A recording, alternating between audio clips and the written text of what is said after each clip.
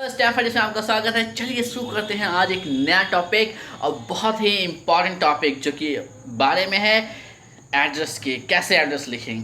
इससे पहले कि मैं टॉपिक को स्टार्ट करूं, एक छोटी सी रिक्वेस्ट आप सभी से, प्लीज़ प्लीज़ प्लीज़ मेरे इस चैनल को सब्सक्राइब करें और इस सब्सक्राइब बटन को क्लिक करें। आप जितना ज़्यादा लोग इस चैनल को सब्सक्राइब करेंगे, इसको व्यू देंगे, उतनी ज़्यादा ये मेरे लिए इम्पॉर्टेंस रखेगी, उतनी ज़्यादा ये मुझे एनर्जी देगी, ताकत देगी, ताकि मैं आगे और भी ज़्यादा सारे टॉपिक्स करूं। क्योंकि आपको पता होना चाहिए कि मैं यहाँ पे पढ़ाने वाला हूँ आपको 230 लेसन इंग्लिश स्पीकिंग के और 60 से 70 इंग्लिश ग्रामर के लेसन्स करने वाला हूँ। मतलब 1000 से भी ज़्यादा टॉपिक्स डील करने वाला हूँ एक एक वीडियो करते हुए। अभी हमारा सफ़र स्टार्ट हुआ है, अभी मंजिल बहुत दूर है और बहुत ही धीरे धीरे हमें इंग्लिश स्पीकिंग में एक्सपर्ट बनना है। क्योंकि अब कोई भी बोल सकता है इंग्लिश सिर्फ 10 मिनटों की मेहनत से। तो क्या आप तैयार हैं? अगर आप तैयार हैं तो चलिए शुरू करते हैं आज का वीडियो इस सब्सक्रिप्शन के साथ। रात 9 बजे ग्रुप डिस्कशन में पार्टिसिपेट करना मत भूलना, ये बहुत इंपॉर्टेंट है। अगर आप पेड सेशन में हो तो अपने टाइमिंग में ज़रूर आप पार्टिसिपेट करो, इंग्लिश स्पीकिंग में ज़रूर अटेंड करो, क्योंकि इंग्लिश स्पीकिंग करना बहुत इम्पॉर्टेंट है। मैं हर सेशन में आफ्टर 30 से 40 दिन की प्रेजेंटेशंस के बाद ग्रुप डिस्कशन स्टार्ट करूंगा, क्योंकि ग्रुप डिस्कशन बहुत इंपॉर्टेंस रखता है किसी भी जॉब इंटरव्यू को क्रैक करने के लिए, खुद की सेल्फ कॉन्फिडेंस के लिए। इससे पहले कि मैं आज बताऊं कि एड्रेस कैसे लिखते हैं, क्या होता है एड्रेस में, क्या क्या चीज़ें होनी चाहिए, आप यहाँ पे काम करो कि अपना एड्रेस एक पेपर पर लिखो। और एक काम करो, इस क्वेश्चन का आप जवाब दे दो मुझे कि how should we write our address, हमें पता कैसे लिखना चाहिए।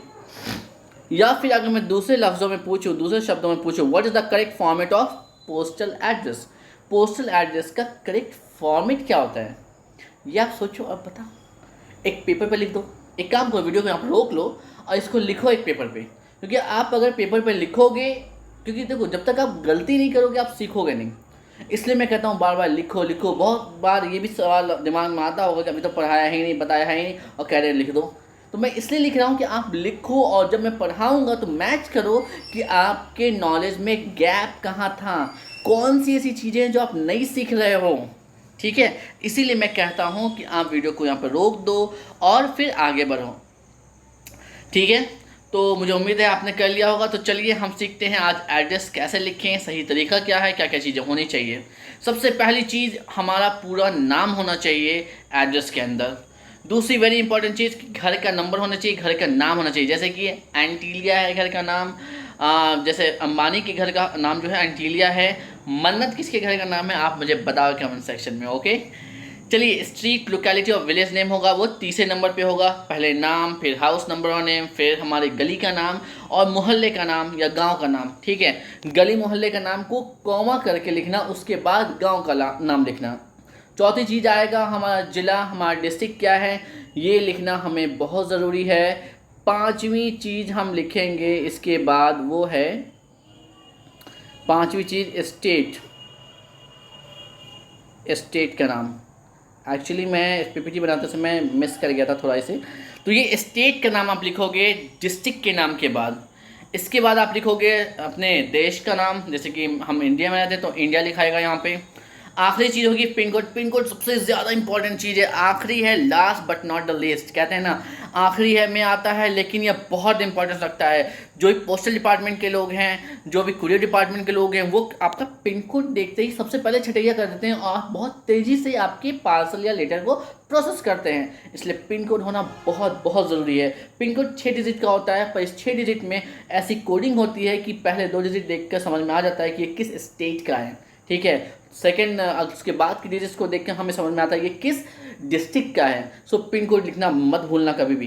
एक एड्रेस का एग्जांपल मैंने यहाँ पे दिया है, इसको ध्यान से आप पढ़ो, यहाँ पर रोक लो, आप पढ़ो, देखो कि आखिर इस एड्रेस में है क्या। सबसे पहली चीज़ है कि फुल नेम। दूसरा है C411, घर का नंबर और नाम है यहाँ पे। तीसरी चीज़ है लोकेलिटी का नेम, मोहल्ले का नाम या फिर एक छोटे से कस्बे का नाम। उसके बाद आता है न्यू दिल्ली। न्यू दिल्ली हमारा हो गया डिस्ट्रिक्ट का नाम। उसके बाद यहाँ पर दिल्ली लिखेंगे, दिल्ली लिखेंगे स्टेट का नाम। उसके बाद इंडिया का नाम इंडिया लिखेंगे क्योंकि हम इंडिया से बिलोंग करते हैं। उसके बाद हम पिन कोड लिखेंगे, जो कि पिन कोड आप देखो यहाँ पर 6 डिजिट का होता है। हमेशा ख्याल रखना, हमेशा ध्यान से लिखना, पिन कोड 6 डिजिट का होता है, एक भी डिजिट मिस मत करना। अगर आप एक भी डिजिट मिस करोगे आपका पार्सल मिस हो सकता है, ठीक है, इस चीज़ का ख्याल रखना। अब यहाँ पे एक्सरसाइज है, एक्सरसाइज डी है, जो कि बुक में भी है।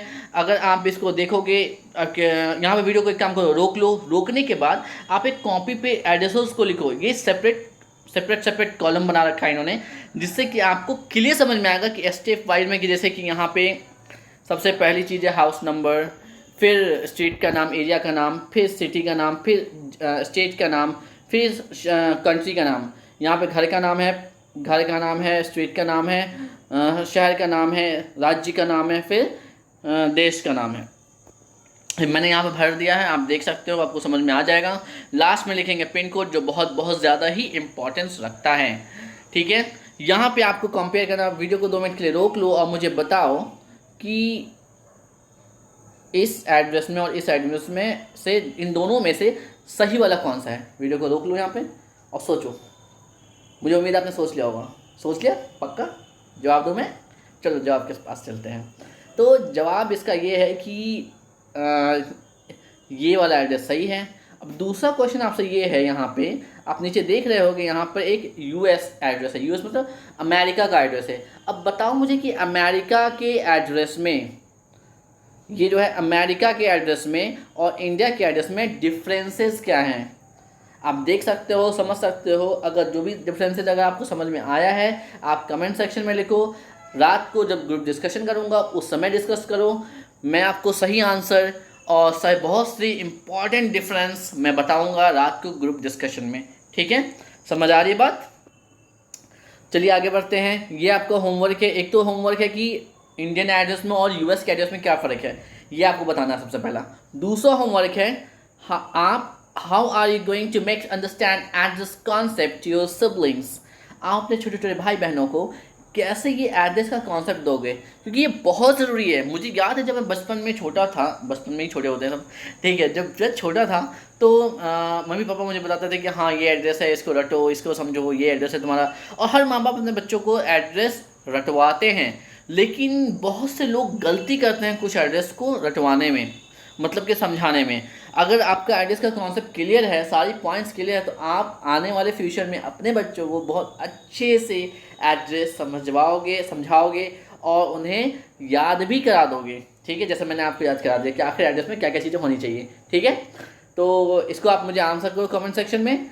चलिए नेक्स्ट टॉपिक जो हम करने वाले हैं, benefits and uses of visiting card. बहुत ही इंपॉर्टेंट। बहुत से लोगों को पता नहीं है विजिटिंग कार्ड होता क्या है। मैं बताऊंगा कि इसको कैसे इस्तेमाल कर सकते हैं, कैसे अपने बिजनेस और प्रोफेशनल लाइफ को अच्छा कर सकते हैं विजिटिंग कार्ड का इस्तेमाल करके।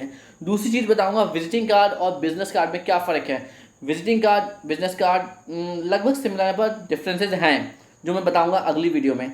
और एक ऑडियो वीडियो राउंड होगा जिसमें मैं बताऊंगा एक ओल्ड मैन के बारे में, जो कि जिन्होंने एक रिकॉर्ड बनाया है, बहुत ही ऑसम रिकॉर्ड बनाया है, और उनसे हमें सीख लेनी चाहिए, हमें समझना चाहिए कि आखिर जब वो कर सकते हैं तो हम क्यों नहीं, ठीक है। तो मुझे उम्मीद है कि आप उस वीडियो को जब वॉच करोगे तो आपको आप सरप्राइज़ फील करोगे, अच्छा फील करोगे, और ये आपके लिए एक मोटिवेशन होगा। तो प्लीज़ अगले वीडियो का वेट करना और उसको वॉच करना। दूसरी चीज़, प्लीज़ सब्सक्राइब करो, क्योंकि आपकी सब्सक्रिप्शन ही मेरे लिए मेरी एनर्जी है, मेरा खाना पीना है, ठीक है। मतलब कि वो मुझे एनर्जी देता है कि हाँ वाह इतने सारे स्टूडेंट्स हैं, तो मुझे और भी अच्छा करना, और ज़्यादा करना है, और भी बेटर क्लासेस लेकर आना है, और बेटर टॉपिक्स लेकर आना है। मतलब कि एक मोटिवेशन मिलती है आपके सब्सक्रिप्शंस, आपके व्यूज़। और ग्रुप डिस्कशन में जरूर पार्टिसिपेट करो, क्योंकि स्पीकिंग बहुत अहम, बहुत इम्पॉर्टेंट, बहुत महत्वपूर्ण पार्ट है इंग्लिश लर्निंग का। इसको मिस मत करना, ज़रूर पार्टिसिपेट करना। Thank you so much.